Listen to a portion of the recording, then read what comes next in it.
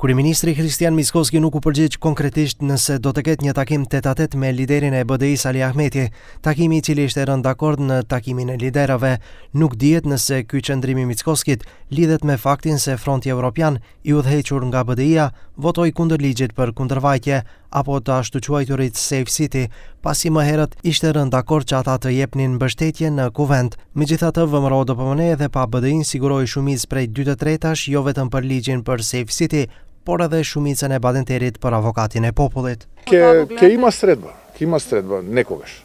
Lideri i BDI-s Ali Ahmeti javën e kaluar në emisionin Klik Plus në televizionin 21, madje siguroi se takimi do të realizohet shumë shpejt dhe se nëse nuk merr ftesë, ai vetë do të ftoj për bisedë.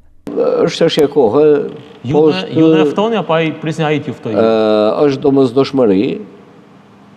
Nëse ai e vonon thirrjen, sigurisht e thirrri unë, e maj për fjalë. Sepse jemi dakorduar që të ulemi të bisedojmë. Janë tema me rëndësi për shtetin. Dhe unë nuk do shndrolla mund tani kujdestar të paqes dhe stabilitetit.